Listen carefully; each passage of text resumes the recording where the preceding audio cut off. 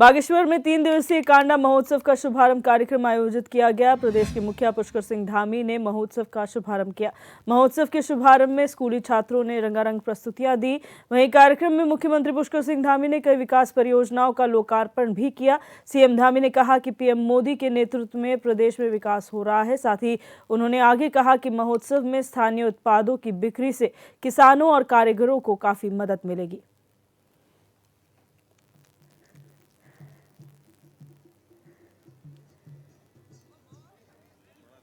मैं इस महोत्सव के लिए आयोजक मंडल को बहुत साधुवाद देता हूं और जैसे आयोजक मंडल के लोग और हमारे विधायक जी मेरे पास आए थे, उन्होंने कहा कि आपको अवश्य कांडा महोत्सव में आना है।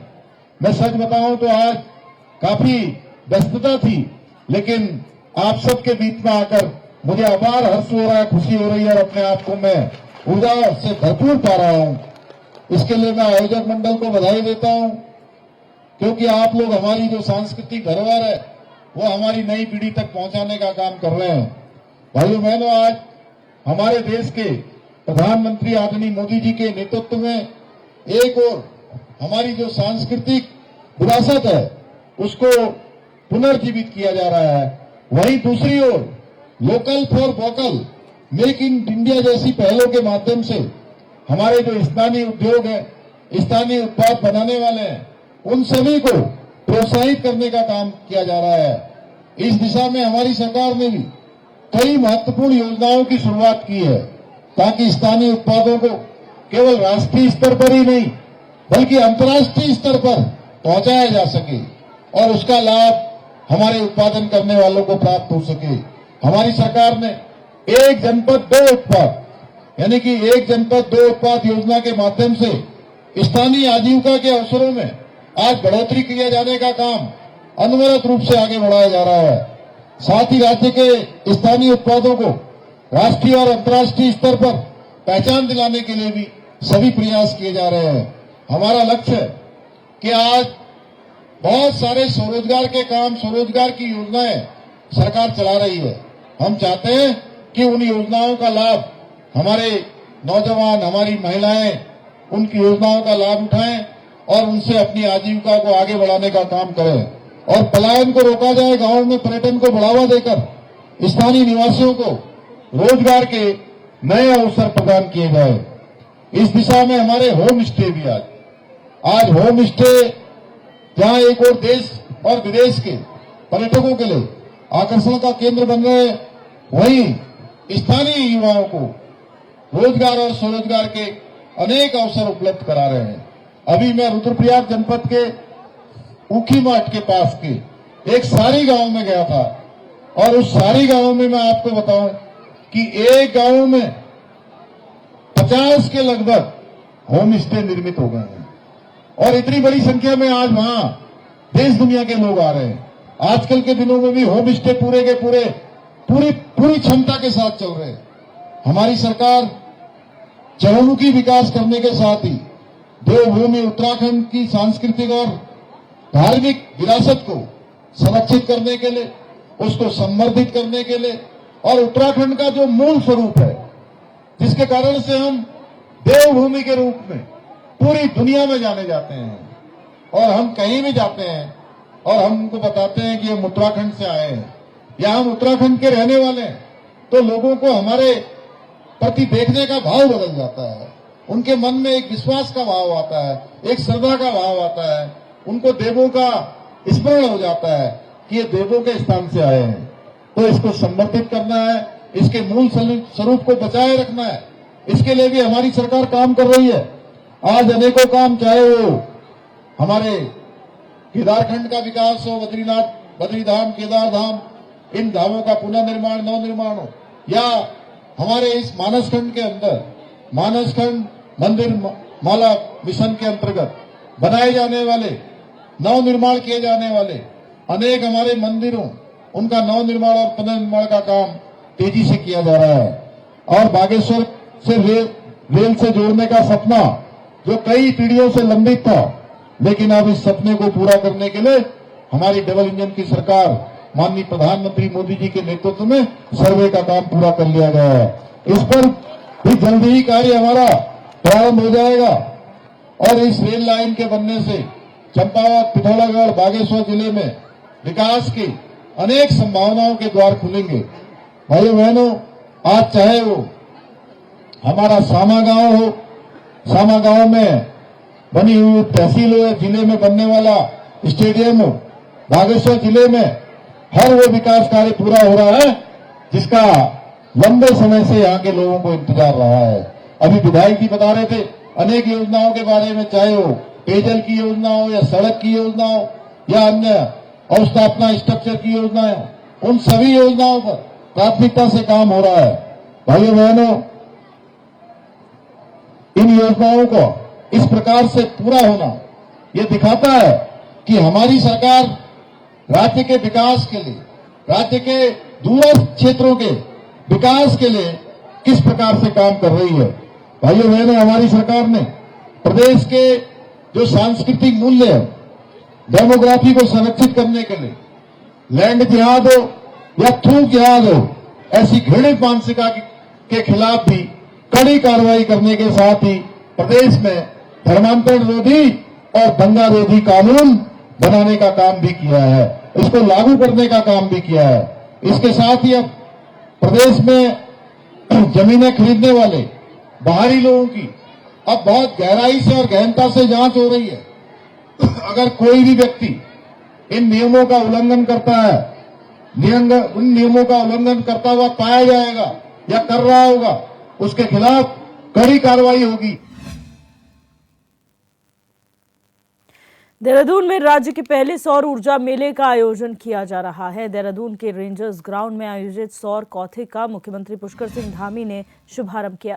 वहीं मेले को लेकर सीएम धामी ने कहा कि सौर ऊर्जा को बढ़ावा देने के लिए सरकार लगातार प्रयास कर रही है और प्रदेश में सूर्य घर योजना और सौर कौथे आने वाले समय में मील का पत्थर साबित होगा, जिससे हमारा राज्य इस दिशा में भी आदर्श प्रदेश के रूप में देश के सामने आएगा।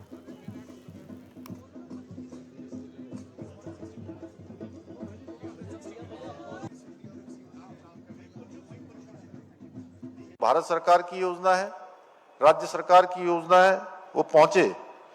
मैं इस मेले को सफल बनाने में अपना महत्वपूर्ण योगदान देने वाले हमारे उरेडा, यूपीसीएल, यूजेवीएनएल, पिटकुल के सभी अधिकारियों और कर्मचारियों को भी बहुत बधाई देता हूं।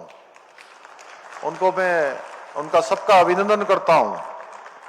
भाइयों बहनों, हम सभी जानते हैं कि जीवाश्म आधारित ईंधन के स्रोत सीमित हैं और इनके प्रयोग के द्वारा पर्यावरण को भी अत्यधिक हानि होती है। हमें उस ओर भी सोचना चाहिए। अगर हम उस दिशा में ध्यान देंगे तो निश्चित रूप से हम इस सौर ऊर्जा की ओर बढ़ेंगे। और वहीं दूसरी ओर सौर ऊर्जा के जो स्रोत हैं वो असीमित है और ये हमारे पर्यावरण को संरक्षण करने में भी अपना योगदान देते हैं। और इसी विशेषता को देखते हुए, सौर ऊर्जा की इसी विशेषता के कारण आदरणीय प्रधानमंत्री नरेंद्र मोदी जी के नेतृत्व में विभिन्न योजनाओं के माध्यम से आज देश भर में लगातार सौर ऊर्जा को प्रोत्साहित किया जा रहा है। आदरणीय प्रधानमंत्री जी ने 2030 तक सौर ऊर्जा के माध्यम से 100 गीगावाट बिजली उत्पादन करने का लक्ष्य रखा है और ये लक्ष्य हर एक देशवासी का लक्ष्य है। इसके साथ ही 2070 तक देश को नेट जीरो कार्बन यानी कि कार्बन न्यूट्रल बनाने का लक्ष्य भी रखा गया है। हमारी राज्य सरकार भी प्रदेश में सौर ऊर्जा को लगातार प्रोत्साहित कर रही है। प्रदेश में सौर ऊर्जा की अधिकतम परियोजनाओं को स्थापित करने के उद्देश्य से हमने प्रदेश में नई सौर ऊर्जा नीति लागू की है और एक लक्ष्य हमने भी रखा है कि 2027 तक 14,000 मेगावाट सोलर क्षमता हमको प्राप्त हो। और मैं समझता हूं कि जो इस प्रकार का कौतिक है, इस प्रकार का आयोजन है, ये हमारे उस लक्ष्य को प्राप्त करने में बहुत सहायता करेगा। इसी दृष्टि के साथ हम 100 करोड़ रुपए की लागत से राज्य के सभी शासकीय भवनों पर सोलर प्लांट भी स्थापित कर रहे हैं। हमने पिछले आम बजट में इसका प्रावधान किया था और आगे भी ये क्रम हम अनवरत रूप से जारी रखने वाले हैं, इस क्रम को आगे बढ़ाने वाले हैं। राज्य में रूफटॉप सोलर प्लांट लगाने को बढ़ावा देने के उद्देश्य से केंद्र और राज्य सरकार द्वारा एक ज्वाइंट संयुक्त रूप से 70% की सब्सिडी भी दी जा रही है। पीएम सूर्य घर योजना के तहत सोलर प्लांट की स्थापना के लिए अभी तक करीब राज्य के अंदर 11,000 लाभार्थियों को 90 करोड़ रुपए की धनराशि अनुदान के रूप में दी जा चुकी है। इसके साथ ही घरेलू और गैर घरेलू उपभोक्ताओं हेतु सोलर वाटर हीटर संयंत्र की स्थापना पर भी 30 से 50% का अनुदान दिया जा रहा है। इतना ही नहीं, हमारी सरकार द्वारा मुख्यमंत्री सौर स्वरोजगार योजना के तहत सोलर प्लांट स्थापना के माध्यम से राज्य के जो हमारे स्थायी निवासी हैं उनको स्वरोजगार का अवसर भी प्रदान किया जा रहा है। इस क्षेत्र में भी हमारे बहुत सारे युवा उद्यमी आ रहे हैं और तेजी से जो उनकी कुछ सामने समस्याएं आ रही थी, कहीं पर कोई परेशानी आ रही थी, उसको लगातार हम स्वयं समीक्षा करके सभी लोग लगातार उसको आगे बढ़ा रहे हैं। उनके सुझाव के आधार पर हम उसको और कहीं पर शिथिल करना है, किसी प्रकार की सरकार की तरफ से सहायता होनी है, तो हम वो सब काम कर रहे हैं जिससे उनको प्रोत्साहन मिल सके। इस योजना के अंतर्गत हमने 2026 तक कुल 250 मेगावाट की क्षमता वाले सोलर प्लांट की स्थापना करने का भी लक्ष्य रखा है। भाइयों बहनों, प्रदेशवासियों को सोलर प्लांट लगवाने हेतु कहीं भटकना न पड़े, दूर दूर न जाना पड़े, इसलिए हमने प्रदेश में सोलर वेंडरों की संख्या बढ़ाते हुए आवासीय क्षेत्र के लिए 365 नए वेंडरों को भी मान्यता प्रदान की है। वहीं दूसरी ओर हमारी सरकार ने नेट मीटरिंग की व्यवस्था को भी सरल बनाने के साथ ही 10 किलोवाट तक के सोलर सिस्टम को तकनीकी आकलन से बाहर रखा है, जिससे हमारे नागरिक सौर ऊर्जा को आसानी से अपना सकें, उसका लाभ ले सकें। हमारी सरकार द्वारा किए जा रहे इन प्रयासों का परिणाम है कि पिछले 7 महीनों में उत्तराखंड में 23 मेगावाट से अधिक सौर ऊर्जा क्षमता सफलतापूर्वक अभी तक स्थापित की जा चुकी है। ऐसे अनेक काम हम आज सौर ऊर्जा के प्रोत्साहन के लिए कर रहे हैं और निश्चित रूप से ये हमारे लिए बहुत बड़ा गेम चेंजर साबित होगा। आज का ये सौर ऊर्जा कौथिक, मुझे पूरा विश्वास है कि इसके आयोजन से हमारे प्रदेश को सौर ऊर्जा के क्षेत्र के विकास को और अधिक गति मिलेगी और हम अपने लक्ष्यों को प्राप्त करके भारत को कार्बन न्यूट्रल बनाने का जो लक्ष्य आदरणीय प्रधानमंत्री जी ने रखा है, उस लक्ष्य में उत्तराखंड राज्य भी अपना योगदान निश्चित रूप से सुनिश्चित करेगा। इसी विश्वास के साथ मैं आप सबको बहुत शुभकामनाएं देते हुए कि एक ऐतिहासिक शुरुआत आज हमारी हुई है, इस शुरुआत को हम संकल्प तक पहुंचाएंगे, सिद्धि तक पहुंचाएंगे और जो हमारा लक्ष्य है उसको पूरा करेंगे। मेरी आप सबको बहुत बहुत। वहीं आज देश भर में विजय दिवस मनाया जा रहा है। उत्तराखंड में भी कई जिलों में विजय दिवस के अवसर पर श्रद्धांजलि कार्यक्रम का आयोजन किया गया। खटीमा, रुद्रपुर, पौड़ी समेत उत्तरकाशी में भारत पाक युद्ध की 53वीं वर्षगांठ के उपलक्ष्य में आयोजित विजय दिवस पर अनेक कार्यक्रमों का आयोजन कर देश की सीमाओं की रक्षा के लिए अपने प्राणों का उत्सर्ग करने वाले शहीद सैनिकों को श्रद्धांजलि अर्पित की गई। विजय दिवस पर जिला मुख्यालय स्थित शौर्य स्थल ज्ञानसू में आयोजित किया गया कार्यक्रम। इस मौके पर भारत पाक युद्ध के शहीद गार्ड्समैन सुंदर सिंह के चित्र पर पुष्प अर्पित कर उन्हें श्रद्धांजलि अर्पित की गई। इस मौके पर Rajasthan rifle, ITBP, Uttarakhand police और एनसीसी की टुकड़ियों ने शहीदों के सम्मान में गार्ड ऑफ ऑनर पेश किया। माननीय जिलाधिकारी ऊधम सिंह नगर श्री नितिन सिंह भदौरिया। अल्मोड़ा में 1971 के भारत पाक युद्ध में मिली ऐतिहासिक जीत की स्मृति में पूरे देश में विजय दिवस मनाया जा रहा है। इस युद्ध में अल्मोड़ा के 25 वीर जवानों ने शहादत दी थी, जबकि 12 सैनिक घायल हुए थे। वहीं विजय दिवस के मौके पर अल्मोड़ा छावनी परिषद स्थित शहीद स्मारक पर वीर सैनिकों के शौर्य और बलिदान को नमन करते हुए वीर शहीदों को श्रद्धांजलि दी गई। श्रद्धांजलि कार्यक्रम में अल्मोड़ा विधायक मनोज तिवारी, जिलाधिकारी और एसएसपी ने भी शिरकत की। वहीं वीर शहीदों को याद करते हुए विधायक ने कहा कि ये दिन हमारे वीर सैनिकों की बहादुरी और बलिदान को याद करने का दिन है। इस दिन अल्मोड़ा के जवानों ने भी अपने शौर्य से देश को गर्वित किया था।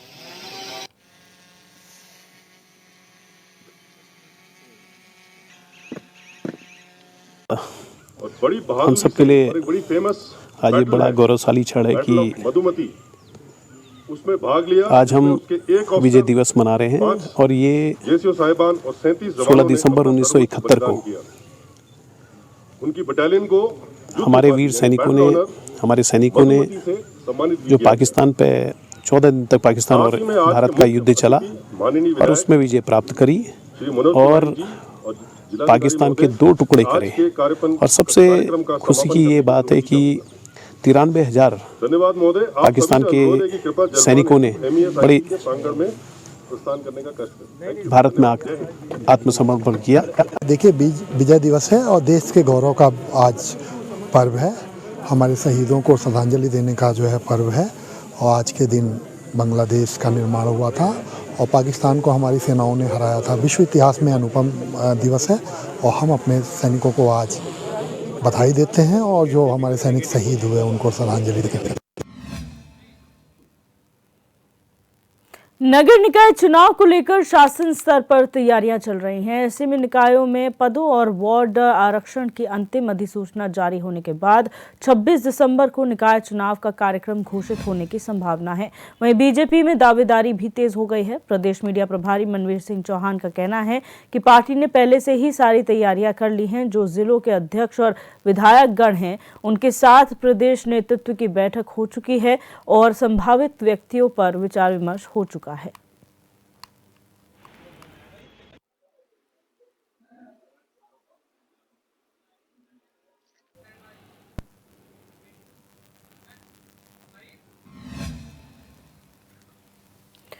प्रदेश में निकाय चुनाव के लिए अब कुछ ही समय बाकी है। इसी बीच नगर पंचायत थराली के देवराड़ा वार्ड के ग्रामीणों ने देवराड़ा को नगर पंचायत से अलग करने की मांग को लेकर चुनाव बहिष्कार का ऐलान किया है। आपको बता दें कि इससे पहले भी लोकसभा चुनाव के समय पर वार्ड के वासियों ने अपनी इसी मांग को लेकर शासन प्रशासन को ज्ञापन भेजा था, लेकिन अभी तक ग्रामीणों की मांग का संज्ञान नहीं लिया गया है। इसी के चलते अब ग्रामीणों ने निकाय चुनाव के बहिष्कार का ऐलान कर दिया है। वहीं थराली के विधायक भूपाल राम टमटा ने ग्रामीणों से चुनाव बहिष्कार न करने की अपील करते हुए आश्वस्त किया है कि वो इस मुद्दे पर मुख्यमंत्री से बात जरूर करेंगे। इसमें ये काम ना हो, इसलिए आपको मैं पूर्णतः नमन करता हूं कि आप बहुत सारे लोग इस बात को जानते हैं। विधायक जी ने आज हमें यही कहा कि चुनाव करो, बहिष्कार मत करो और आगे एप्लीकेशन लगाते रहो और तभी इसका निर्णय लिया जाता है। बहिष्कार करने से कुछ फायदा नहीं, कुछ सिलेक्शन नहीं निकलता है। और चुनाव करो अध्यक्ष का और अपने पार्षद द्वारा हर मीटिंग में अपना प्रस्ताव लेकर जाएं कि हमारा गांव पृथक हो। यही हमारी दुआ है और मां नंदा देवी के प्रांगण में इस बीच कोई अमल नहीं हुआ, इसलिए हमने इस बार फिर से तय कर लिया। कल हमारी बैठक हुई, हमने उसमें पूरे ग्राम सभा ने एक मत में चुनाव बहिष्कार का पूरा समर्थन करने की सोची है और विधायक जी शायद हमारी समस्याओं का निराकरण कर सके। हमारा विरोध जारी रहेगा। चुनाव हुआ था, उसमें भी संपूर्ण नगर पंचायत वासी वार्ड नंबर 2 की सम्रांत जनता ने विरोध किया था।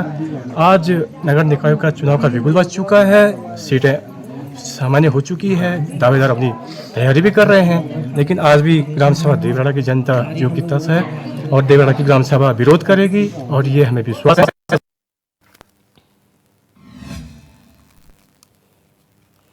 खबर हरिद्वार से, जहां एएसपी जितेंद्र मेहरा ने रानीपुर कोतवाली का अर्धवार्षिक निरीक्षण किया। इस मौके पर एएसपी ने कोतवाली भवन और कार्यालय की साफ सफाई का मूल्यांकन किया और मेंटेनेंस के साथ साथ राजकीय अभिलेखों की भी बारीकी से जांच की। एएसपी ने अधिकारियों को अभिलेखों को नियमित रूप से अपडेट रखने के निर्देश दिए हैं।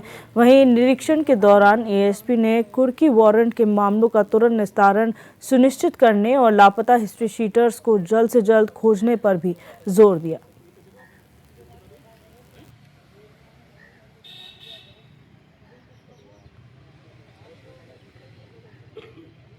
थाना परिसर को देखा गया है, काफी अच्छी साफ सफाई है यहाँ पे। इसके अलावा बैरक देखे गए हैं और जवानों के लिए मेस और भोजनालय को देखा गया है, जिसमें इनसे संबंधित जो भी आवश्यक चीजें हैं उसके प्रबंधन और रख रखाव के बारे में जांच की गई है, जो कि सेटिस्फैक्टरी पाया गया है। उसके अलावा असला और बाकी मालखाना सभी का निरीक्षण किया गया है और आवश्यक दिशा निर्देश दिए गए हैं कि आप समय समय पर मालों के निस्तारण की उचित कार्यवाही करते रहें। इसी के अलावा हमने और कुछ रजिस्टर डॉक्यूमेंट काफी कुछ चेक किए हैं और जांचों के संबंध में भी उचित दिशा निर्देश दिए हैं कि आप जल्दी से जल्दी सही तरीके से विधिक निस्तारण करते हुए जांचों को जल्दी से जल्दी